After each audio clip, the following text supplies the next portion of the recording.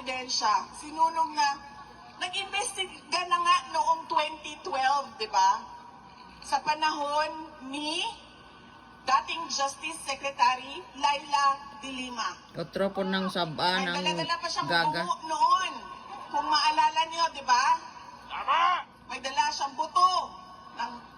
Tapos, buto pala ata ng baka yon kasi lechona ng baka yung... Magbulano! Yung... Barag-barag ko sa Laila De Lima. Biga-bigaon. Hasta karon high blood na atot-atot sa imong impeachment in dahil BP Sara. 2012. Obroha lang. Inisolto yung Supreme Court. 2024.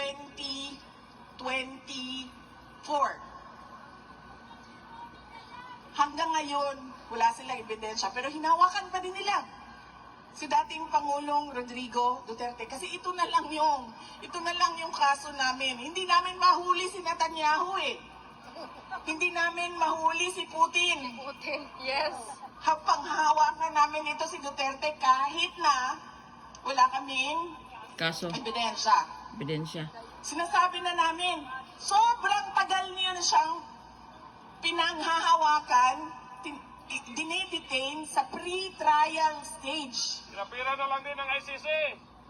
Diba? Sobrang tagal na. Ibigay niyo yung interim release. Kasi sa inyo naman na provision yan eh. Interim release, nandyan nakasulat. Correct. Pero anong sabi nila? Ay hindi. Hindi pwede. Dahil ang gagawin niya ay Influensya. tatakbo siya. A flight risk daw.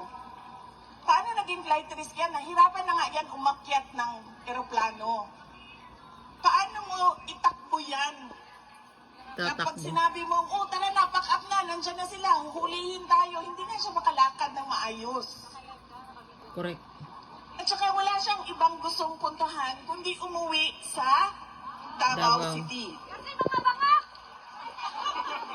Sinasabi niya, yung mga supporters, oo, totoo, matanda na siya, pero yung mga supporters niya, tinitreaten nila ang mga witnesses, mga prosecutor, ang ICC.